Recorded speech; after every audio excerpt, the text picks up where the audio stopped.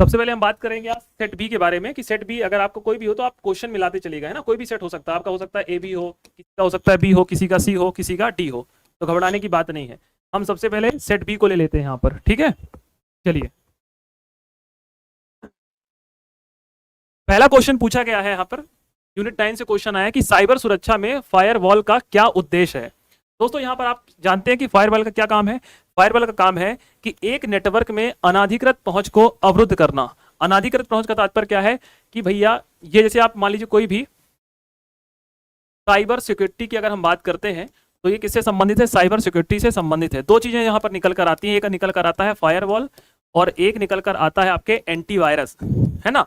तो ये किसके लिए है, ये है आपके सॉफ्टवेयर के लिए इस्तेमाल किया जाता है, जिससे कि आपके सॉफ्टवेयर की सुरक्षा हो सके। तो इसका दोस्तों सही आंसर क्या है, बी नंबर है। और बहुत ही बेसिक सा प्रश्न था, इसमें कोई कठिन चीजें आपको समस्या नहीं आएगी। चलिए, दूसरा दोस्तों क्वेश्चन है, फ्लिपकार्ट के बारे में पूछा गया है, अलीबाबा और अमेजॉन किसके उदाहरण हैं। तो आप सभी लोग फ्लिपकार्ट को तो जानते ही होंगे, ये दोस्तों किसका उदाहरण है, B2C, मतलब बिजनेस टू कंज्यूमर। किससे संबंधित है, बिजनेस टू कंज्यूमर संबंधित है। इसका सही आंसर क्या है, सी। इसको भी हम सरल प्रश्नों की श्रेणी में रखेंगे, आसान सा प्रश्न है, कोई घबराने की बात नहीं है, ठीक है। चलिए, अगला क्वेश्चन है कि निम्नलिखित में से कौन सा साइबर हमले का एक प्रकार है जिसमें उपयोगकर्ता को संवेदनशील सूचना को जाहिर करने के लिए छल करना पड़ता है। यहां पर दो वर्ड निकल कर आता है, एक फिशिंग आता है और एक आता है विशिंग। ये दो सब समझिएगा। फिशिंग इसका सही उत्तर है दोस्तों। फिशिंग में क्या करते हैं कि छलावा किया जाता है। क्या किया जाता है, छलावा किया जाता है। ये छलावा हो सकता है कि आपको मैसेज के माध्यम से निकल कर आए, हो सकता है कॉल के माध्यम से निकल कर आए। तो दोस्तों इसका सही आंसर क्या है, फिशिंग। ये भी प्रश्न आप लोगों ने पढ़ा होगा, यूनिट 9 का क्वेश्चन है। चलिए, अगला प्रश्न है कि निम्नलिखित में से कौन सा ई प्रोक्योरमेंट पोर्टल नहीं है। इसके बारे में आपको प्रमोद सर बताएंगे थोड़ा सा। देखिए दोस्तों, ये क्वेश्चन आपसे पूछा गया है कि निम्नलिखित में से कौन सा एक ई प्रोक्योरमेंट पोर्टल नहीं है। पहले तो ये समझ लीजिए थोड़ा सा, ये ई प्रोक्योरमेंट पोर्टल जो है ये क्या होता है। जैसे मध्य प्रदेश सरकार है, मध्य प्रदेश सरकार ने जो है निविदा के माध्यम से क्या कह दिया, यह कह दिया कि हम अपनी तरफ से आपको सुविधाएं देंगे और आपको कस्टमर तक सुविधाएं पहुंचानी है। जैसे ई प्रोक्योरमेंट पोर्टल जो है अपना एमपी ऑनलाइन हो जाएगा। एमपी ऑनलाइन के माध्यम से आप फॉर्म भरते हो और एमपी ऑनलाइन के माध्यम से ही जो भी आप दुकान पे जाते हो, तो ये एक तरह से क्या हो जाएगा, ई प्रोक्योरमेंट पोर्टल। अब इसके अलावा के बारे में, वेबसाइट के बारे में हमने बहुत ढूंढा, आपको ये जो आंसर है अलग अलग जगह पे अलग अलग को मिल रहा है, और जैसे ही कंफर्म होता है उसके बाद आपको ये बता दिया जाएगा, ठीक है। देखिए दोस्तों, एक बात आप सभी लोग जानते हैं कि ये मध्य प्रदेश लोक सेवा आयोग का पेपर है। यहाँ पर 4 से 5 प्रश्नों के आंसर आयोग हमेशा अपने आप में चेंज करता है, तो ये बहुत बड़ी टास्क है यहाँ पर, तो इस बात को थोड़ा सा ध्यान रखिए। क्वेश्चन है कि ई कॉमर्स का निम्नलिखित में से कौन सा एक लाभ है। भैया ई कॉमर्स में आप दिन में 24 घंटे में कभी भी बैठ के कहीं भी किसी भी स्थान पर क्या कर सकते हैं, किसी भी चीज को खरीद सकते हैं ऑनलाइन माध्यम में। तो ई कॉमर्स का जो सबसे महत्वपूर्ण काम क्या है, 24/7, मतलब 24 घंटे और सप्ताह के 7 दिन। ये इसका आंसर नहीं होगा, ये बिल्कुल बेसिक सा प्रश्न है सर, है ना। चलिए, अगला क्वेश्चन है कि निम्नलिखित में से कौन सा इंटरनेट कनेक्शन का एक प्रकार है जो टेलीफोन लाइनों को प्रयोग करते हैं। तो इसमें दोस्तों DSL इसका सही आंसर है। क्या है, DSL, है ना। टेलीफोन लाइनों की बात हो रही है, अब बंद हो गया है, अब तो हम ऑप्टिकल फाइबर में इसमें आ गए हैं, पर इसका सही आंसर क्या है दोस्तों, ए नंबर है। चलिए, अगला क्वेश्चन है कि वह प्रक्रिया जिसके द्वारा रिसीवर संदेश के स्रोत के प्रयोग के लिए संकेतों की व्याख्या करता है। दोस्तों अगर आप इस प्रश्न को थोड़ा सा इंग्लिश में पढ़ेंगे तो वी संकेतन को हम बोलते हैं डीकोडिंग।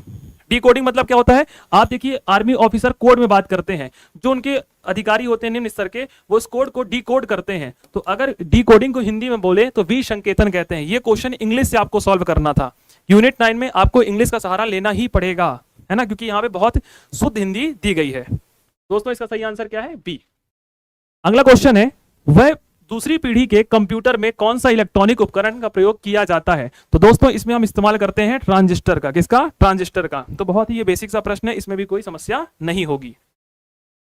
पूछा गया है कि निम्नलिखित में से कौन सा एक ब्रेव ब्राउजर नहीं है। तो दोस्तों ब्रेव ब्राउजर की अगर हम बात करें तो ये याहू है। इसके बारे में थोड़ा सा आपको प्रमोद सर बताएंगे, बताइए सर। पहले तो दोस्तों अब आवाज सही आ रही होगी।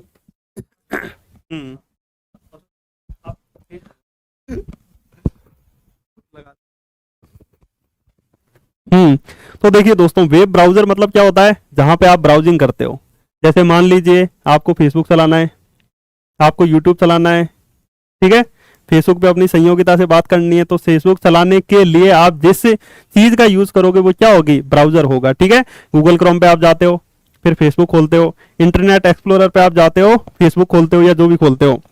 मोजिला फायरफॉक्स भी आपके लैपटॉप या कंप्यूटर में जरूर होगा, पर याहू जो है ये क्या है, एक सर्च इंजन है। गूगल जो है ये क्या है, एक सर्च इंजन है, ठीक है। ठीक है, तो आसानी से आप समझ सकते हो, डी ऑप्शन इसका सही हो जाएगा, ठीक है। न्यू बैच जल्दी आ जाएगा, आपको लास्ट में बताया जाएगा, अभी हाल फिलहाल एनालिसिस पे आप ध्यान दीजिए। नेक्स्ट, चैट जीपीटी जो है इसका विकास किसके द्वारा किया गया, तो आसान है, इसका सही आंसर होगा बी ऑप्शन। ये एक ओपन एआई है, जिसमें आगे जाके फंडिंग भी की गई थी माइक्रोसॉफ्ट के द्वारा, पर आपको नॉर्मल याद रखना है कि चैट जीपीटी जो है इसका विकास, इसका ये एक ओपन एआई है, ठीक है।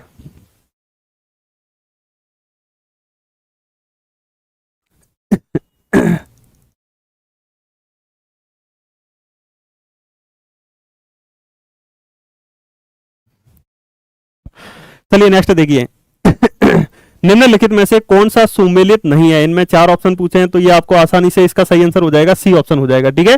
केंद्रीय भारतीय भाषा संस्थान जो मुंबई में है ये नहीं है, इसका सी ऑप्शन जो है वो बिल्कुल सही हो जाएगा। नेक्स्ट देखिए, निम्नलिखित में से किसको विज्ञान और इंजीनियरिंग के क्षेत्र का पद्म विभूषण 2023 जो है ये प्रदान किया गया। इसमें एस एम कृष्णा ऑप्शन है, दिलीप महानबोलिस है, श्रीनिवास वर्धन है, या फिर नरेंद्र सिंह कपानी। इनमें से देखिए दोस्तों, इनमें एनालिसिस जो है शुभम त्रिपाठी सर आपको करेंगे, क्योंकि यूनिट 7 जो है उनसे रिलेटेड भी है, और भी चीजें आपको इसमें देखने को मिल जाएगी, ठीक है।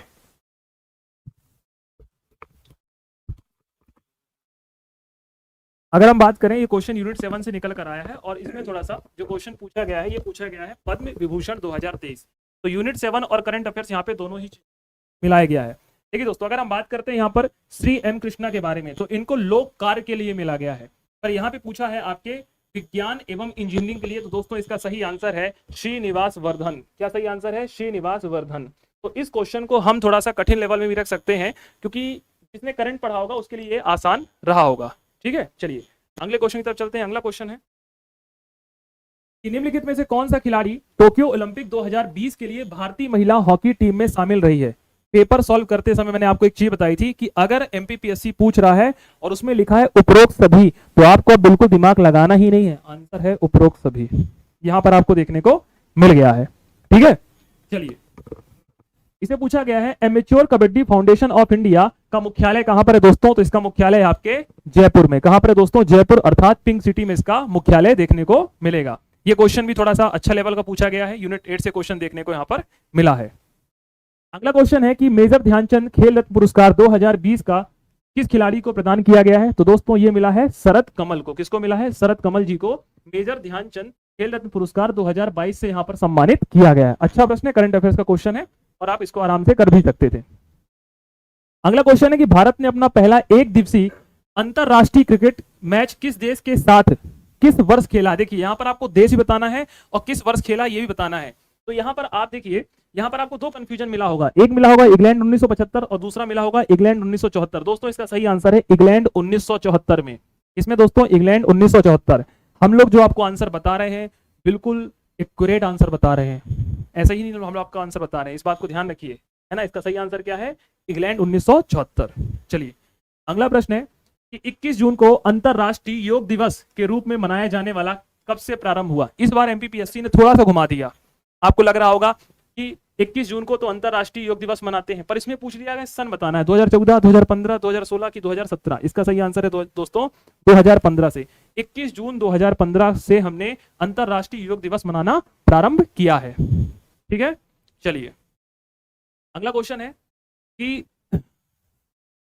सेंट्रल बैंकिंग अवार्ड 2023 में गवर्नर ऑफ द ईयर पुरस्कार से किस देश के सेंट्रल बैंक के गवर्नर को प्रदान किया गया। तो शशिकांत जी को प्रदान किया गया दोस्तों, और नाम ही क्लियर हो गया कि ये कहां के रहने वाले हैं, तो ये रहने वाले हैं दोस्तों आपके भारत के। कहां के रहने वाले हैं? भारत के ये रहने वाले हैं। अगला क्वेश्चन है कि प्रथम भारतीय महिला सैनिक स्क्वाड ड्राइवर कौन है दोस्तों, तो ये दोस्तों मंजू है। कौन है दोस्तों? ये मंजू जी है, प्रथम भारतीय महिला सैनिक स्क्वाड ड्राइवर। करंट अफेयर्स अच्छा खासा पूछा गया है कहा जाए तो, ठीक है। अगला क्वेश्चन है कि निम्नलिखित में से किस उद्योगपति को भारत का इस्पात पुरुष कहा जाता है? दोस्तों जमशेदजी टाटा ने 1907 में, यहीं पर देखिए निकल गया जमशेदजी टाटा। बहुत ही बेसिक सा क्वेश्चन है, ज्योग्राफी से निकल कर आया है और आप इसको सही करेंगे। भारत में इस्पात पुरुष के नाम से उन्हें उल्लेखित किया गया है। ठीक है, यहां पे आप ईरानी से कंफ्यूजन हो सकते थे, पर प्रश्न ठीक है। अब आपको यहां से प्रमोद राणा सर बताएंगे एमपी के बारे में। दोस्तों देखिए, सही बताऊं तो ये चित्रकूट वाला क्वेश्चन तो मुझे भी नहीं मिला, बहुत ढूंढा हमने। यदि कोई चित्रकूट का है तो इस क्वेश्चन के बारे में जरूर बताएं कि जो चित्रकूट धार्मिक स्थल है इसको किस अन्य नाम से भी जाना जाता है। जगतपुरी, रामरसिया, ब्रह्मपुरी या फिर काकड़ा। कहीं कहीं रामरसिया देखने को मिला, कहीं कहीं जगतपुरी भी कहा जा रहा है, तो इसके बारे में मैं श्योर नहीं हूं बिल्कुल ही। यदि आपको पता है तो आप कमेंट के माध्यम से इसको जरूर बताना। ठीक है, कहीं कहीं ब्रह्मपुरी भी ये देखने को मिल रहा है। तो वही तीनों चारों ऑप्शन बिल्कुल सही लग रहे हैं। ऐसा, आवाज नहीं आ रही क्या? ठीक है, तो इसको आप अभी हाल फिलहाल स्किप कर दीजिए, जब तक आयोग आंसर देता है उस आधार पर ही आपको इसको सही मानना है। चलिए नेक्स्ट क्वेश्चन देखिए। मुकुल जो है ये किसकी प्रसिद्ध साहित्यिक रचना है? आसान क्वेश्चन है। माखनलाल चतुर्वेदी, भवानी प्रसाद मिश्र, मुकुटधर पांडे या फिर सुभद्रा कुमारी चौहान। ये बताया गया था। जो सुभद्रा कुमारी चौहान है, इनकी मैंने रचनाएं आपको याद कराई थी। मुकुल, त्रिधरा, झांसी की रानी, साथ ही साथ वीरों का कैसा हो बसंत, जलियांवाला बाग का बसंत, ये सारी रचनाएं थी जिसमें से ये मुकुल आ गई। इसको आसान क्वेश्चन की श्रेणी में कहेंगे। ठीक है, चलिए नेक्स्ट क्वेश्चन। मतंगेश्वर महादेव मंदिर, आसान है। मतंगेश्वर महादेव मंदिर जो है ये खजुराहो में आपको देखने को मिल जाएगा। खजुराहो को 1986 में यूनेस्को की वर्ल्ड हेरिटेज साइट में शामिल कर दिया गया है। ये भी आसान क्वेश्चन है। आवाज क्या हो गया? ठीक है, सही है।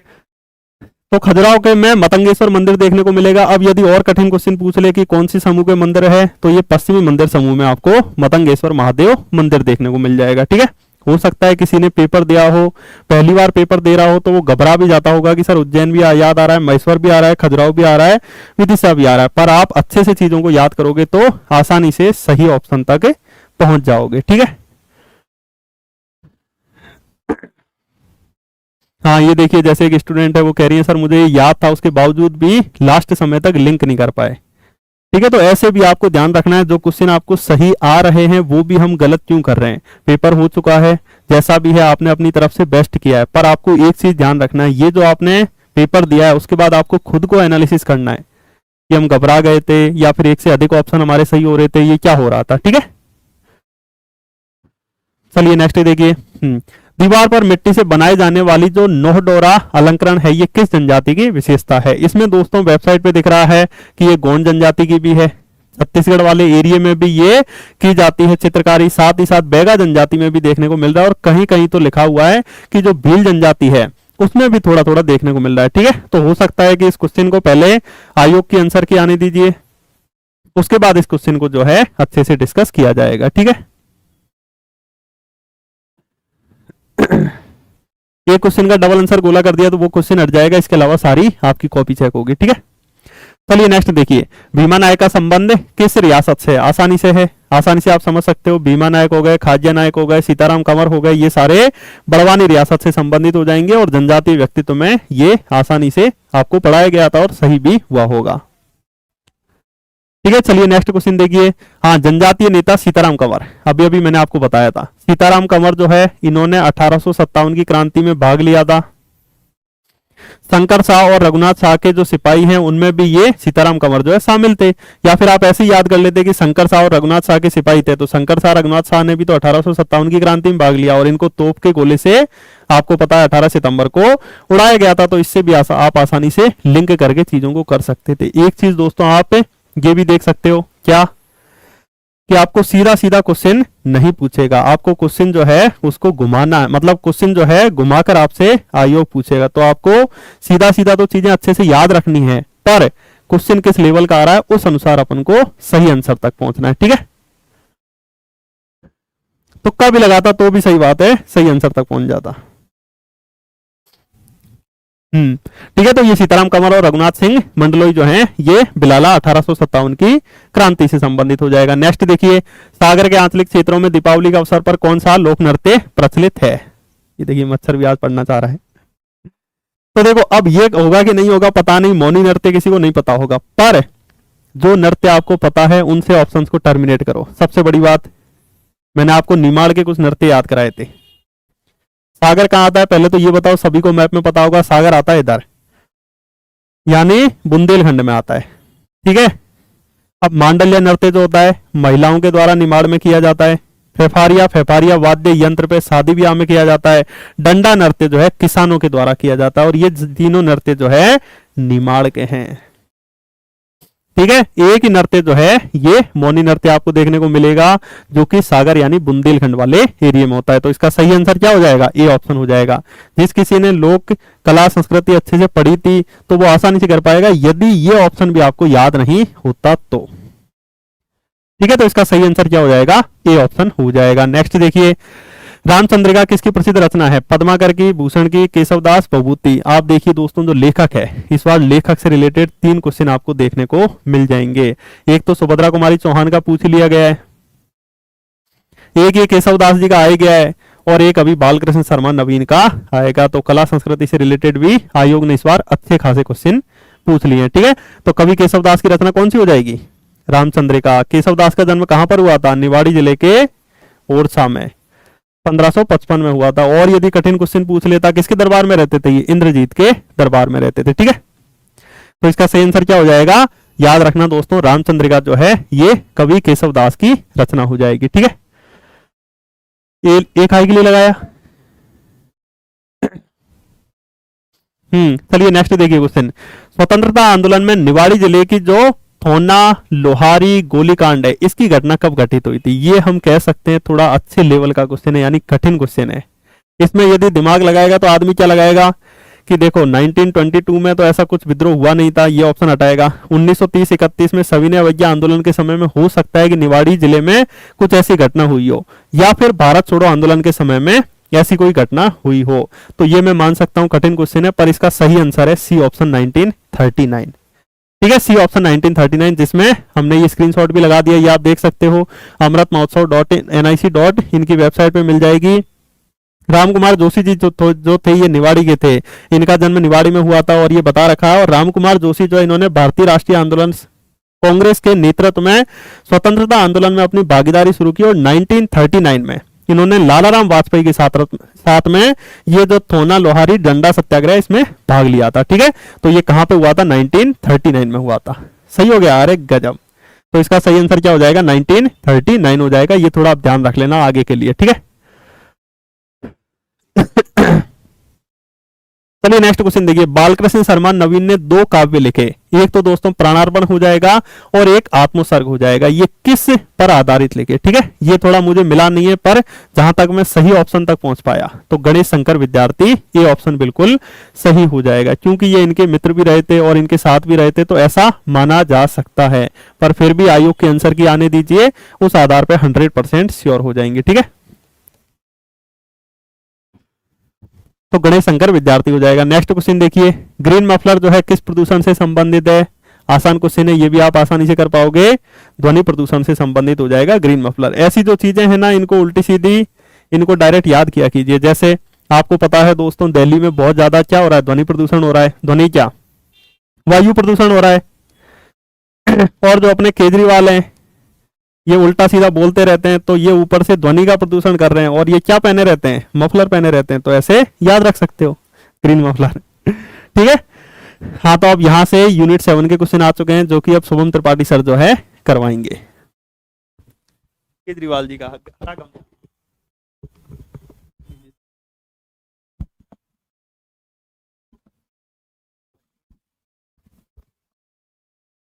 चलिए, तो अपन यूनिट 7 को देखते हैं, है ना। सबसे पहले ये क्वेश्चन तो ग्रीन मफलर वाला बिल्कुल बेसिक सा क्वेश्चन है, पर्यावरण से। लगातार पीएससी बड़ा फ्री है पर्यावरण, वो लगातार यहाँ से क्वेश्चन पूछ रहा है।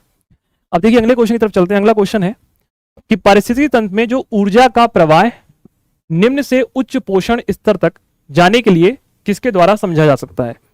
अब यहां पर 2 चीज समझिएगा, जो सबसे महत्वपूर्ण बात है। पता है क्या?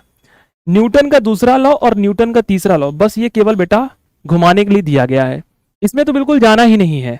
आपको डाउट हो सकता है इसमें और इसमें, तो दोस्तों इसका सही आंसर है ऊष्मागतिकी का नियम। ऊष्मागतिकी का नियम क्या कहता है, इसको समझेंगे। इसी को हम लिंडमैन का 10% का नियम भी कहते हैं। किसका कहते हैं? 10% का नियम। इसमें क्या कहा गया है? इसमें यह कहा गया है कि अगर आप नीचे से ऊपर जाएंगे, कहां से जाएंगे? नीचे से ऊपर की तरफ जाएंगे तो ऊर्जा का स्तर क्या होगा? घटेगा। इसमें यह भी बताया गया है कि जो ऊर्जा है ना तो सृजित की जा सकती है ना ही नष्ट की जा सकती है। ऊर्जा एक रूप से दूसरे रूप में क्या होती है? ट्रांसफर की जाती है। तो मुझे उम्मीद है कि आप इस प्रश्न को सही कर आए होंगे। और देखिए, ऊर्जा का पिरामिड पूछा है एमपीपीएससी ने कब? 2020 में। तो ये लगभग क्वेश्चन जो है कह सकते हैं कि अच्छा खासा यहां पर पूछा गया है। अगला क्वेश्चन है कि ऑस्टियोक्लास्ट निम्नलिखित में से किससे संबंधित है? यहां पर देखिए, सबसे पहली बात है, आयोग ने फिर आपको दो चीजें यहां पर घुमाने के लिए दी हैं। ऑस्टियो का संबंध किससे होता है? ऑस्टियो का संबंध होता है हड्डियों से। किससे होता है? हड्डियों से। तो यहां पर दो ऑप्शन तो कट गए। अब कंफ्यूजन मचा कि हड्डी का टूटना कि हड्डियों का निर्माण। दोस्तों, हमने इसको बिल्कुल ऑफिशियल डाटा में चेक किया। इसका सही आंसर है हड्डियों का टूटना। क्या है? हड्डियों का टूटना। ऑस्टियोक्लास्ट कहते हैं इसको। क्या कहते हैं? हड्डियों का टूटना ऑस्टियोक्लास्ट कहलाता है। बिल्कुल सही आंसर क्या है दोस्तों? इसका सही आंसर है सी नंबर। तो यहां पर आपको जो बी और सी डी दिया गया है बिल्कुल घुमाने के लिए दिया गया है। बिल्कुल आपको कंफ्यूजन नहीं रखना है। अगला क्वेश्चन है कि वर्ष 2024 को अंतरराष्ट्रीय कैमलिड वर्ष किसने घोषित किया है? दोस्तों, इसका सही आंसर है यूएन। किसने घोषित किया है? यूएन ने इसको घोषित किया है। तो आप इस प्रश्न को करंट अफेयर्स की श्रेणी में रखें, क्योंकि करंट से क्वेश्चन लगातार पूछा जा रहा है। और इस बार अगर आप देखिए तो अच्छा खासा लगभग 10 से ज्यादा क्वेश्चन आपको करंट के मिल रहे हैं। ठीक है, चलिए, पढ़ा था आप लोगों ने? ठीक है, बहुत बढ़िया। अगला क्वेश्चन है कि निम्नलिखित में से कौन सा एक कृषि सिंचाई पद्धति का सही क्रम है? भैया, सबसे पहले आप कृषि जब करते हैं तो क्या करते हैं? यूनिट 7 है कृषि। मैंने आप लोगों को कृषि पढ़ाया है, ये यूनिट 7 का। सबसे पहले अपन दोस्तों करते हैं मिट्टी तैयार करते हैं। क्या करते हैं? मिट्टी को तैयार करते हैं। मिट्टी तैयार करने के पश्चात उसमें क्या करते हैं दोस्तों? बुवाई करते हैं। हाथ से लोग करते हैं कई बार बुवाई, कुछ लोग थ्रेसर से करते हैं। फिर दोस्तों उसके पश्चात क्या करते हैं? सिंचाई करते हैं। और सिंचाई करने के पश्चात क्या करते हैं? कटाई करते हैं। इसका बहुत बेसिक सा प्रश्न है। अगर आप ग्रामीण सभ्यता से थोड़ा बहुत जुड़े होंगे, देखा होगा, तो ये प्रश्न आपको पढ़ने की भी आवश्यकता नहीं है। बहुत बेसिक सा आंसर है इसका। अगला क्वेश्चन है कि निम्नलिखित में से भारत का विश्व स्तर पर स्वीकृत हॉट स्पॉट। देखो भैया, एमपीपीएससी ने यही क्वेश्चन पूछा है 2021 में। किसमें पूछा है? 2021 में पूछा है। अगर आप 21 का पेपर दिए होंगे तो 21 में दो चीजें तो आपको मिल रही हैं। ये दोनों ही 21 में दे रखी हैं। बस सुंडा लैंड को हम बोलते हैं दोस्तों भारत बर्मा। क्या कहते हैं? भारत बर्मा। तो इसका नाम चेंज करके पूछ लिया, नरो हिल्स इसका दोस्तों सही आंसर है।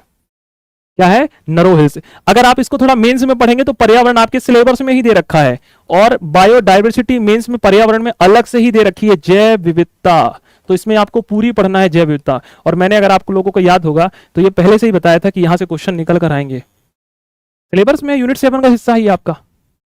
आप पर्यावरण में बहुत चीजें बिल्कुल फिक्स हैं, क्या आना है और क्या पढ़ना है।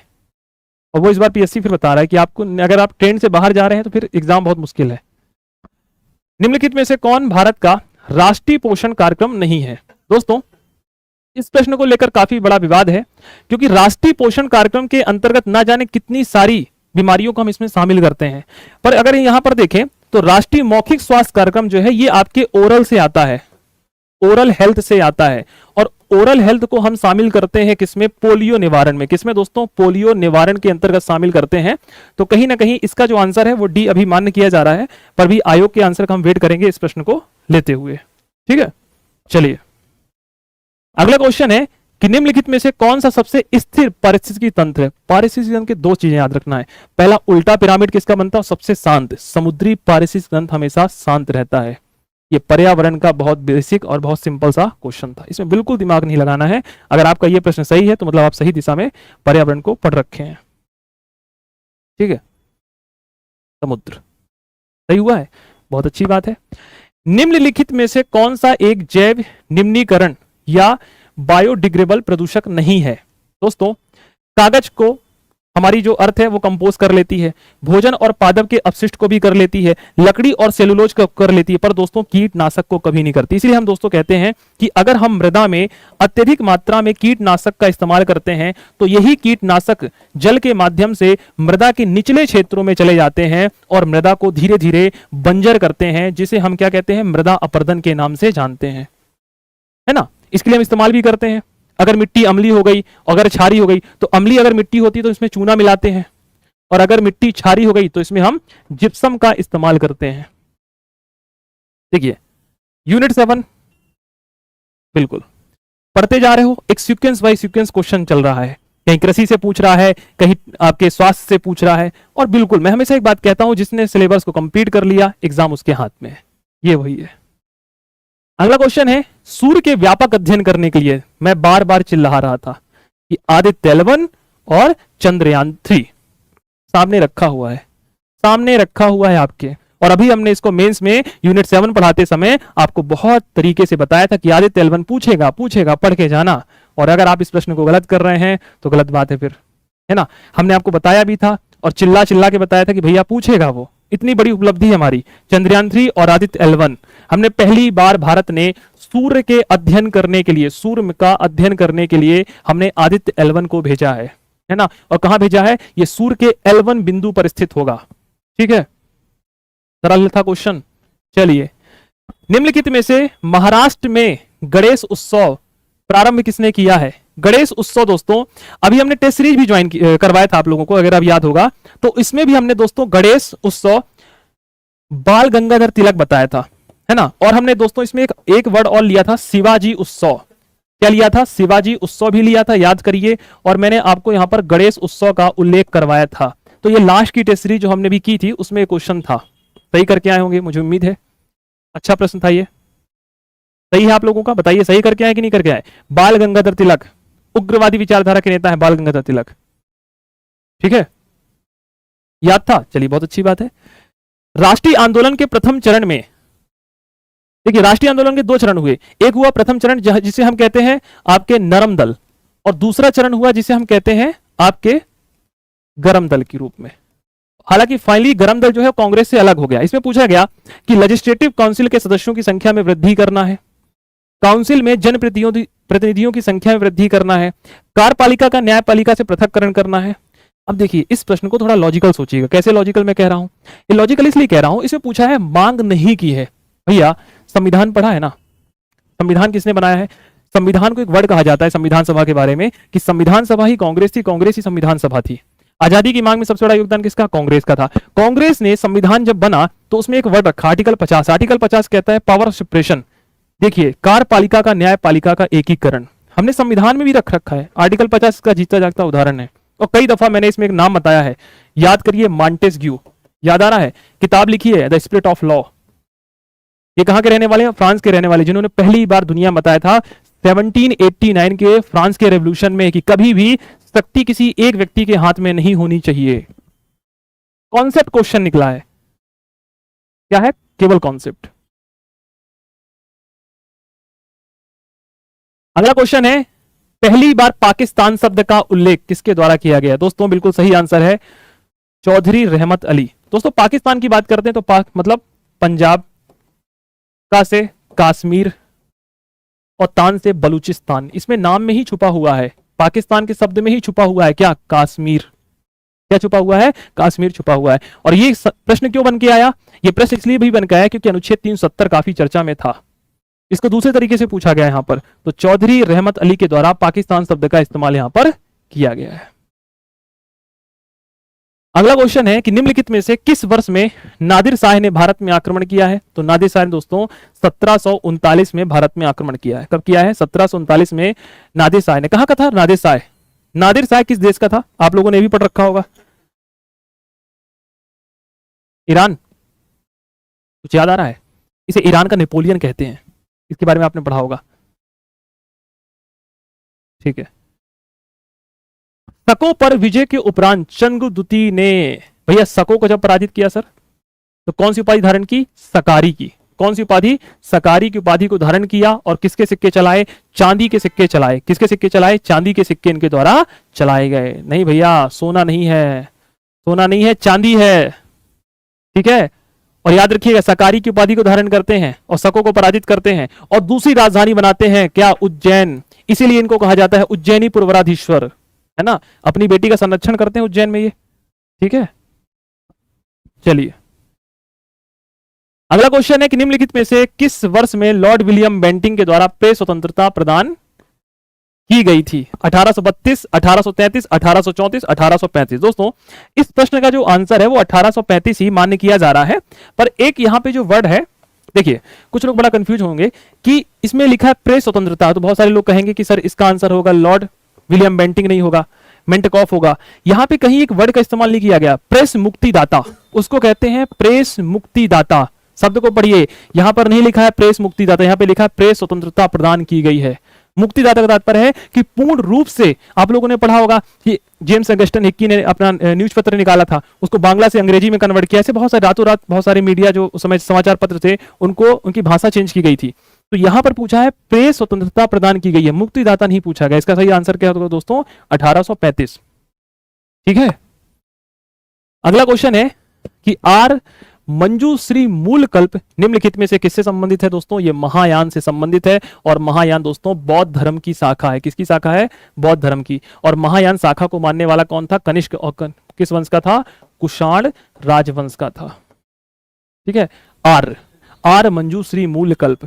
ठीक है, थोड़ा लॉजिकल लगाते हैं। कैसे? आर्य का तात्पर्य होता है श्रेष्ठ, और किसमें श्रेष्ठ बताया गया है? वो महायान शाखा में गौतम बुद्ध को श्रेष्ठ बताया गया है। और हीनयान शाखा में गौतम बुद्ध को किसकी समान तुलना की गई है? इंसान के समान तुलना की गई है। तो थोड़ा लॉजिकल क्वेश्चन था, कर सकते थे आप इसको। निम्नलिखित में से कितनी रियासतें, अब यहां से आपको प्रमोद सर बताएंगे, एमपी के प्रश्न आ गए हैं।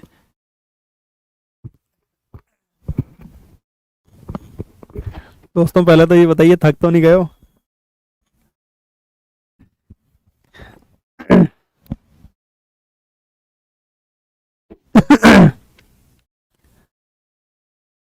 थक तो नहीं गए हो ना? फिर ठीक है। नहीं तो हम दोनों की देखो, हम दोनों की तो नहीं, मतलब मेरी बुरी शक्ल और सर की थोड़ी अच्छी शक्ल देख के।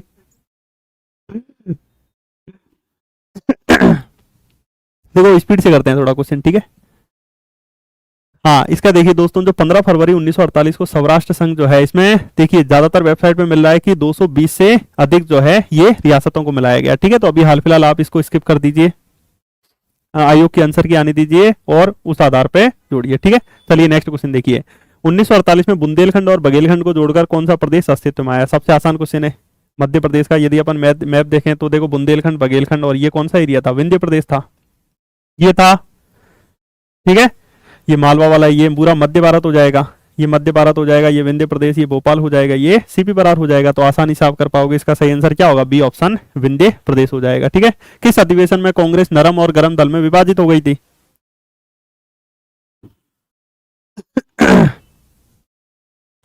हाँ, तो देखिए कांग्रेस जो है नरम दल और गरम दल में, आप जानते हो दोस्तों 1907 में सूरत का अधिवेशन हुआ था, जूते चल गए थे इस अधिवेशन में। और इसी में दोस्तों जो नरम दल है और गरम दल जो है वो क्या हो गई थी? विभाजित हो गई थी। ठीक है, तो सूरत में। तो सूरत अधिवेशन जो है, हाँ अपने 50% क्वेश्चन अब हो चुके हैं, अब थोड़ा स्पीड से होंगे। नेक्स्ट क्वेश्चन देखिए। निम्नलिखित में से कौन सा अधिकार राष्ट्रीय मानवाधिकार आयोग के दायरे में नहीं आता है? तो इसका सही आंसर डायरेक्ट आप याद रखें, शिक्षा से संबंधित अधिकार जो है ये मानवाधिकार आयोग के दायरे में नहीं आता है। ठीक है, और मानवाधिकार आयोग की स्थापना कब हुई थी? एमपी से टोटल जो है 31 क्वेश्चन आए थे, जिसमें से यूनिट 1 से आपको 11 क्वेश्चन देखने को मिलेंगे। यूनिट 1 जो है उससे 11 क्वेश्चन, यूनिट 3 जो है उससे लगभग 10 क्वेश्चन, और यूनिट 5 जो है उससे लगभग 10 क्वेश्चन। 31 क्वेश्चन के आसपास आपको एमपीसी देखने को मिलेंगे। ठीक है, हाँ चलिए नेक्स्ट देखिए। राष्ट्रीय अनुसूचित जनजाति आयोग जो है, इसके अध्यक्ष और उपाध्यक्ष के अलावा कितने सदस्य होते हैं? एक अध्यक्ष होता है, एक उपाध्यक्ष होता है, और 3 सदस्य होते हैं। और राष्ट्रीय अनुसूचित जनजाति आयोग की बात हम करें तो किस आर्टिकल में की गई है? बताइए आगे। आर्टिकल 338 ए, 338 में जाति आयोग, जनजाति, और फिर आगे बी में ओबीसी आयोग। ठीक है, इसका सही आंसर क्या हो जाएगा? सी ऑप्शन हो जाएगा। नेक्स्ट देखिए। राष्ट्रीय हरित अधिकरण का मुख्यालय, सबसे आसान क्वेश्चन है, 2010 में जिसकी स्थापना हुई नई दिल्ली में, इसका मुख्यालय हो जाएगा। ठीक है, ये बेसिक क्वेश्चन की तो स्पीड पकड़ लेना, बेसिक उसके लिए है, बेसिक उसके लिए है जिन्होंने पढ़ा है। ये मत समझना कि ये सर बेसिक हमें तो कहीं नहीं लग रहे बेसिक। हाँ, भारत के देखो सीएजी का पूछा है, कार्यकाल 6 साल, क्लियर है, सी ऑप्शन। सिविल सेवा परीक्षा की समीक्षा हेतु संघ लोक सेवा आयोग ने जुलाई 2000 में किसकी अध्यक्षता में एक समिति का गठन किया था? ये देखिए हमने बहुत ढूंढा, इसके बावजूद भी हमें दोस्तों ये इस क्वेश्चन का सही आंसर नहीं मिला। तो अभी हाल फिलहाल आप इस क्वेश्चन को क्या कीजिए, स्किप कर सकते हो। ठीक है, कहीं कहीं थोड़ा थोड़ा ये देखने को मिल रहा है योगेंद्र कुमार अलग जो है, थोड़ा थोड़ा देखने को मिल रहा है। तो अभी हाल फिलहाल आप आयोग के आंसर की आने दीजिए, उसके बाद फिर अपन 100% श्योर मानेंगे, ठीक है। चलिए, कठिन क्वेश्चन था ये, कठिन क्वेश्चन की श्रेणी में आएगा आयोग के। 12वें वित्त आयोग जो है इसके अध्यक्ष कौन थे? एम खुसरो, सी रंगराजन, विजय केलकर या फिर Y V Reddy. Current affair का क्वेश्चन पूछा नहीं, कहीं से भी मुंह उठा के क्वेश्चन पूछ लिया आयोग ने, तो इसका सही आंसर सी रंगराजन हो जाएगा, ठीक है। चलिए नेक्स्ट देखिए, राष्ट्रीय महिला आयोग के कार्य जो हैं वो निर्दिष्ट हैं। राष्ट्रीय महिला आयोग अधिनियम 1990 की धारा 12 में, धारा 15 में, धारा 10 में या फिर धारा 3 में, बताइए। ये डायरेक्ट अब आपको धाराएं याद करनी होगी आयोगों में, आप उसको समझ सकते हो, ठीक है। तो इसका सही आंसर सी ऑप्शन हो जाएगा। देखिए, एनालिसिस करवाने का उद्देश्य क्या है कि आपको देखना कि कैसे क्वेश्चन आ रहे हैं और उस अनुसार अपनी स्ट्रेटजी बनाना। कौन सा आर्टिकल जो है दोस्तों यूपीएससी ने यानी लोक सेवा आयोगों के व्यय से संबंधित है? तो इसका सही आंसर 322 हो जाएगा, ठीक है। 323 में रिपोर्ट देते हैं, 320 में कार्य हैं, फिर कार्यों को बढ़ा रखा है। चलिए नेक्स्ट देखिए, योजना आयोग, सबसे आसान क्वेश्चन है, क्लियर पूछा है कि नीति आयोग जो है इसकी स्थापना कब हुई थी? तो 1 जनवरी 2015 को हो गई थी। खाद्य संरक्षण आयोग किस अधिनियम के तहत बना? तो ये 2013 का जो अधिनियम था इसके तहत बन गया था, ये भी आसान है। 1980 में भारत में कितने बैंकों का राष्ट्रीयकरण किया गया है? जबकि इंदिरा गांधी जी ने सबसे पहले कब किया था बैंकों का राष्ट्रीयकरण? 1969 में। कितने बैंकों का? 14 बैंकों का। इकोनॉमी का क्वेश्चन है, आसानी से आप समझ सकते हो। भारतीय लघु उद्योग विकास बैंक सिडबी की स्थापना कब हुई? अप्रैल 1990 में। फैक्चुअली क्वेश्चन है, रटने वाले क्वेश्चन है, डायरेक्ट आपको इसका सही आंसर करना है, ठीक है। नाबार्ड की स्थापना national bank for agriculture and rural development 1982 में इंदिरा गांधी जी के समय में। साथ ही साथ आप कमेंट के माध्यम से जरूर बताओ कि कौन सी पंचवर्षीय योजना में नाबार्ड की स्थापना हुई थी, ठीक है।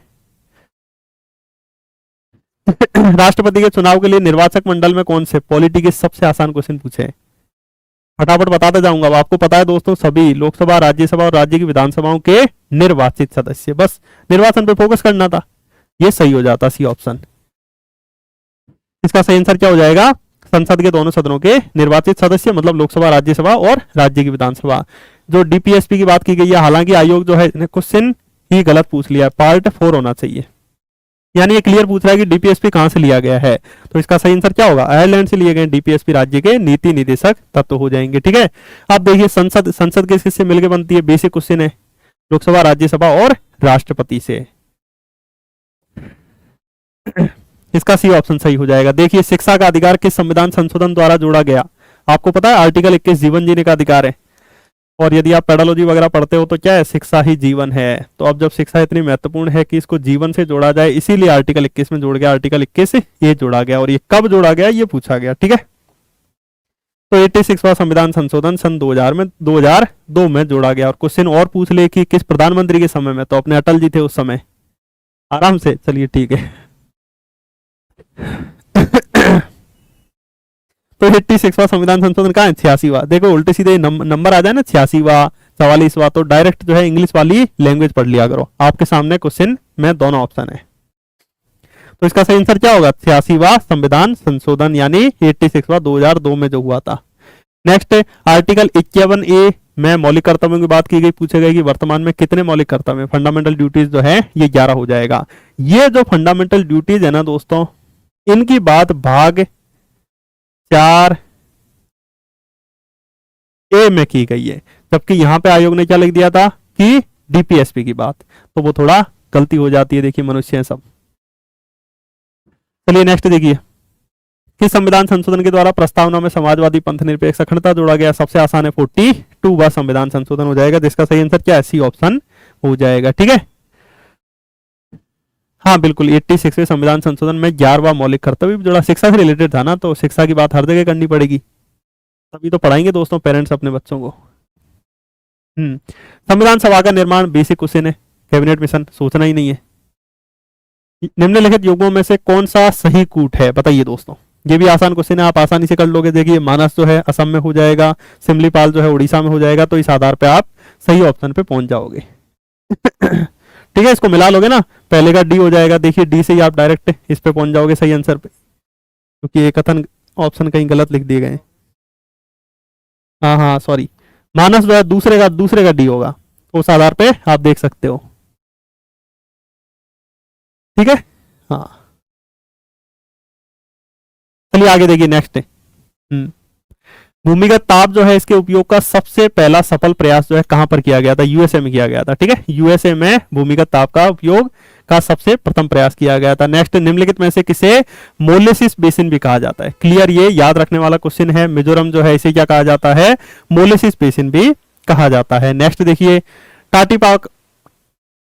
टाटीपाका तेल रिफाइनरी, ये भी डायरेक्ट याद करने वाला क्वेश्चन है। आंध्र प्रदेश में हो जाएगा, सी ऑप्शन।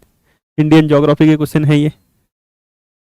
निम्नलिखित सागरों में से कौन सा जो है गाजा स्ट्रिप? ये देखिए करंट से रिलेटेड जोड़ते हुए आपसे क्वेश्चन पूछ लिया गया है, तो इसका सही आंसर क्या हो जाएगा? भूमध्य सागर हो जाएगा। निम्नलिखित का सही मिलान, ये तो आप आसानी से कर लोगे, अपना बालाघाट मध्य प्रदेश से जोड़ लोगे तो आसान हो जाएगा। बेलाडीला आप देख सकते हो छत्तीसगढ़ में, तो उस आधार पे ये भी आसान क्वेश्चन की श्रेणी में आएगा, जो कि क्वेश्चन देखते ही हो जाएगा। क्वेश्चन कोई उलझे हुए नहीं है, सबसे आसान क्वेश्चन है।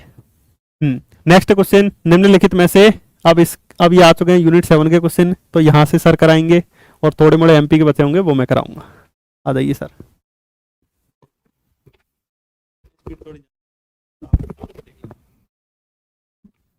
बिल्कुल, बैच आने वाला है, जल्दी हम लोग एक नया बैच लॉन्च करेंगे। और आज आप पेपर देख ही चुके हैं कि देखिए अगला क्वेश्चन है कि निम्नलिखित में से कौन पटल विरूपणी प्रक्रिया के अंतर्गत नहीं आती है? दोस्तों, पटल विरूपणी का तात्पर्य क्या है? यहाँ पे बात हो रही है कि जब हमारे पृथ्वी में गतिविधियां होती हैं, है ना, तो इसका दोस्तों आंसर है पर्वत का निर्माण होता है। पर्वत जो है वो संवहन तरंगों से भी निर्मित होते हैं। भूकंप, परिवर्तनी की, दोस्तों इसका सही आंसर विस्मांगी। विस्मांगी क्या है? एक मिश्रण है, समांगी और विस्मांगी। देखिए कितना सरल क्वेश्चन है। ज्योग्राफी के क्वेश्चन में यहां पर आपसे पूछ रहा है मिश्रण के बारे में। थोड़ा भी अगर आपने पढ़ा होगा समांगी और विस्मांगी मिश्रण क्या है तो क्लियर हो जाएगा, है ना। घुमाने के लिए केवल क्वेश्चन था। राज्यों के अधिकतम से न्यूनतम साक्षरता सही क्रम में आपको बताना है। भारतीय जनगणना 2011 के अनुसार से स्पष्ट ले रखा है यहां पर भैया। दोस्तों सबसे ज्यादा कहां पर है?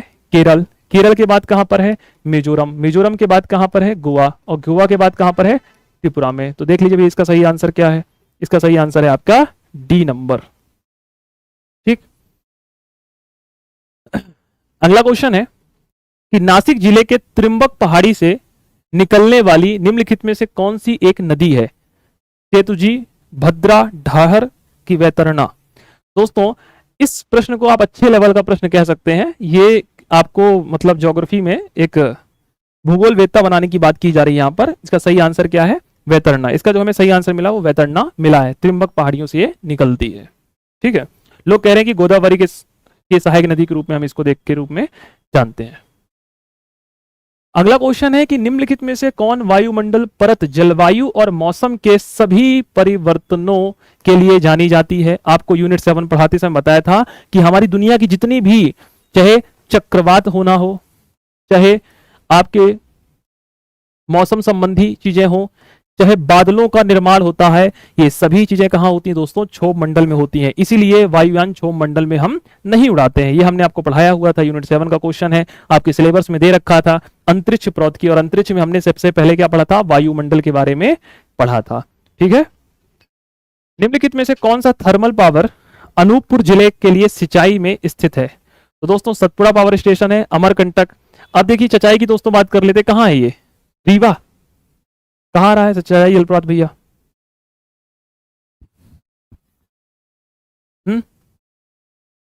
और अगर आप थोड़ा सा जोड़ लेंगे, आप कुछ नहीं करना, बस अनूपपुर को थोड़ा सा देखना है और यहां पर अमरकंटक को आंसर पकड़ना है।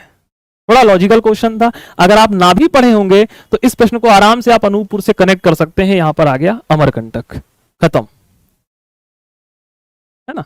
चलिए अगला क्वेश्चन है कि वर्ष 2020-21 में मध्य प्रदेश में कपास उत्पादन में कौन सा जिला है? कपास आपको पता है काली मिट्टी में होता है। काली मिट्टी मध्य प्रदेश में कहां होती है? आपके मालवा बेल्ट में। तो देखिए मालवा बेल्ट में ना तो दमोह आता है, ना मंडला आता है, ना पन्ना आता है। इसका दोस्तों सही आंसर क्या है? खरगोन। यहां पर आपको कंफ्यूजन के लिए हो सकता है, अगर खंडवा दे देता या धार दे देता तो आप कंफ्यूज हो सकते थे, पर सीधा सीधा दे रखा कपास के लिए कौन सा है? खरगोन।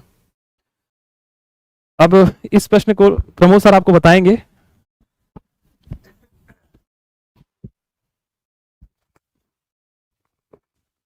ये दोस्तों थोड़ा कठिन क्वेश्चन पूछा गया है, सड़कों वाला। हालांकि हमने पढ़ाया था आसानी से आप कर पाओगे। देखिए ये हो चुके अपने क्वेश्चन। अब देखिए सड़कों में, हालांकि देखिए दोस्तों जो आर्थिक सर्वेक्षण आया मध्य प्रदेश का, जिसमें यह कह रहा है 8858 किलोमीटर जो है नेशनल हाईवे है, ठीक है। 11,389 किलोमीटर जो है ये स्टेट हाईवे है। मैंने आपको क्या कहा था, लगभग आपको याद रखना है 2 बड़ी बिल्डिंगों से 11,000 राज्य सड़कें, 23,000 लगभग जो है ये क्या थी, जिला सड़कें, ठीक है। और 29,000 लगभग जो है वो ग्राम सड़कें थी, और लगभग 72,961 72,000 जो है ये टोटल मध्य प्रदेश में सड़कों की लंबाई थी। और क्वेश्चन क्या कह रहा है, बुनियादी सड़क सांख्यिकी वर्ष जो 2018-19 में भारत सरकार ने निकाला था, उस आधार पर मध्य प्रदेश के सड़क मार्गों के संबंध में निम्नलिखित में से कौन सा कथन गलत है। पहला पढ़ो, राष्ट्रीय राजमार्ग की लंबाई 8,000 किलोमीटर से अधिक है। हाँ बिल्कुल अधिक है, 8858 या 8772 माना इन्होंने, ठीक है। राज्य राजमार्गों की लंबाई 11,000 किलोमीटर से अधिक है। हाँ बिल्कुल, अभी अभी बताया है। जिला सड़क मार्ग की लंबाई 50,000 किलोमीटर से अधिक है क्या, नहीं। यहाँ पर जिला जो सड़कों की लंबाई है ना 23,000 किलोमीटर के आसपास ही है। तो मेरे हिसाब से ये ऑप्शन आयोग को गलत मानना चाहिए, मतलब ये इस अनुसार हो जाएगा। साथ ही साथ इसमें भी ये डाटा कहीं पे नहीं मिला है कि जो अपना मध्य प्रदेश है सड़क घनत्व के मामले में पहले स्थान पे है या नहीं है।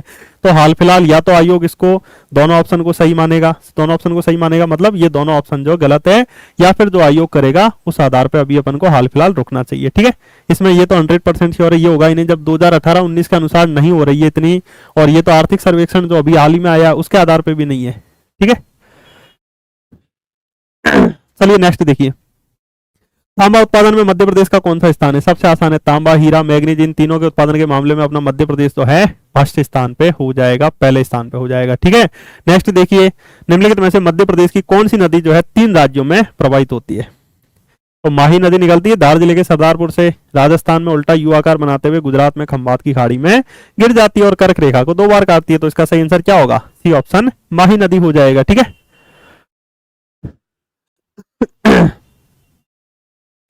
चलिए नेक्स्ट देखिए, निम्नलिखित में से कौन सी विशेषता मध्य प्रदेश की काली मिट्टी के संदर्भ में नहीं है। देखो काली मिट्टी के संदर्भ में विशेषता पूछ ली है। काली मिट्टी कहां पे पाई जाती है, पहले तो ये बताइए, काली मिट्टी कहां पाई जाती है। मालवा के पठार में काली मिट्टी पाई जाती है दोस्तों, बेसाल्ट चट्टानों से काली मिट्टी बनती है, ये भी मैंने आपको बता दिया। और साथ ही साथ काली मिट्टी जो है नर्मदा सोन घाटी में भी तो है। अब घाटी में यदि काली मिट्टी बिछेगी तो कैसी होगी, गहरी होगी कि नहीं। तो यहाँ गहरी है, यहाँ साधारण है, और सतपुड़ा रेंज में गिरेगी तो छिछली काली मृदा है। अब थोड़ा विशेषताएं देख लीजिए, काली मिट्टी को कपास की मिट्टी के रूप में भी जाना जाता है, कपास की खेती होती है बिल्कुल। इसमें नमी धारण करने की क्षमता बहुत अधिक होती है, तभी तो इसे क्या कहा जाता है, स्वयं जोत वाली मृदा कहा जाता है। इसकी संरचना गांठदार लेकिन कभी कभी भुरभुरी भी होती है, पर ये रेत की मात्रा इसमें अधिक नहीं होती है। मतलब ये जो है कथन जो है बिल्कुल गलत हो जाएगा, मतलब ये टिक सही करना है अपन को। समझ में आ गया। सड़क वाले में यदि आपने सी लगाया तो आपका ऑप्शन जो है बिल्कुल गलत है, मतलब ये हटा दो, अब आप भूल जाओ महक जी। सी लगाया ना, अरे रुकिए रुकिए, सी लगाया ना, हाँ सही है सही है। सी और डी में बता तो दिया मैंने, बार बार कंफ्यूज क्यों करते हो।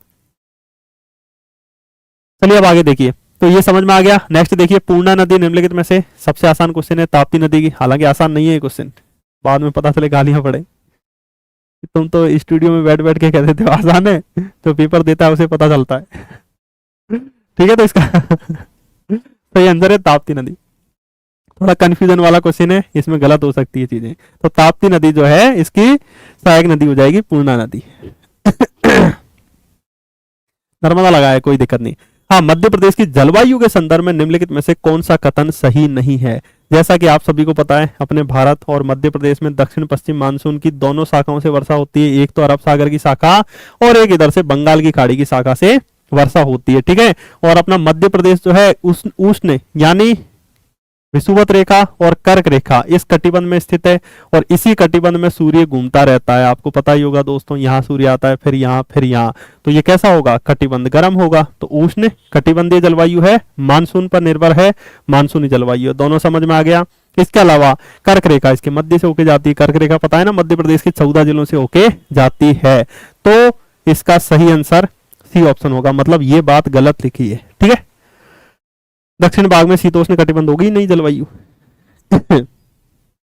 चलिए, मध्य प्रदेश में किस प्रकार के वन नहीं पाए जाते हैं। मध्य प्रदेश में आप सभी को पता है, देखिए उष्ण कटिबंधीय आर्द्र पर्णपाती पाए जाते हैं, शुष्क पर्णपाती पाए जाते हैं, कटीले वन भी पाए जाते हैं। ठीक है, कटीले वन आपको इधर देखने को मिल जाएंगे, आर्द्र पर्णपाती शुष्क पर्णपाती हो जाएंगे, आर्द्र पर्णपाती वन हो जाएंगे। तो मध्य प्रदेश में देखिए आर्द्र पतझड़ वन पाए जाते हैं, ये भी पाए जाते हैं, कांटेदार भी। सही ऑप्शन होगा डी ऑप्शन, अल्पाइन वन, जो कि हिमालय साइड आपको देखने को मिल जाएंगे। ठीक है, नेक्स्ट देखिए, बीजागढ़ की पहाड़ियां निम्नलिखित में से किस पर्वत श्रेणी में? सतपुड़ा में, बीजागढ़, बड़वानी, असीरगढ़। ठीक है, ये पहाड़ियां आपको देखने को मिल जाएगी, सतपुड़ा श्रेणी का हिस्सा है। टांट्या मामा आर्थिक कल्याण योजना, ये मैंने आपको बताई थी, सितंबर 2022 में शुरू की गई। एक टांट्या मामा, एक भगवान बिरसा मुंडा, दोनों किससे संबंधित थी? स्वरोजगार। अपना खुद का यदि आप बिजनेस खोलना चाहते हो तो हो जाएगी। अब खुद का बिजनेस आपको खोलना है तो कौन सा ऑप्शन चूज करोगे? क्या आदिवासी महिलाओं को फ्री में शिक्षा दोगे? फ्री में शिक्षा दोगे तो तुम्हारा बिजनेस लुट जाएगा। आदिवासी क्षेत्रों में बुनियादी ढांचे के विकास का वित्त पोषण करना है? नहीं, पहले खुद का करेंगे। आदिवासी युवाओं के बीच खेलों को बढ़ावा दोगे? नहीं, आप क्या करोगे? सबसे पहले जो बीपीएल श्रेणी के लाभार्थी हैं उनको नए उद्योगों या व्यवसायों के लिए कम लागत वाले ये सारी चीजें लिखिए। ठीक है, चलिए नेक्स्ट देखिए। मध्य प्रदेश के किस शहर में दोस्तों ट्रांसफार्मर और संबद्ध उत्पादों के उत्पादन के लिए समर्पित क्लस्टर है? सबसे पहले जैसे ही ट्रांसफार्मर सुना होगा तो सबने बेल समझ के भोपाल लगा दिया होगा, और जिसने भोपाल लगाया दोस्तों उसका ऑप्शन जो है बिल्कुल सही नहीं है, गलत है। तो इसका सही आंसर है ग्वालियर में। ठीक है, ये आपको दिख जाएंगे क्लस्टर्स इन मध्य प्रदेश, जिसमें ये देखो transformer and allied products cluster Gwalior में हो जाएगा। तो भी ऑफिशियल वेबसाइट से डाटा लिया गया है, ये देखिए mp-industry.gov.in से ये लिया गया है, तो आपके सामने रख दिया गया है।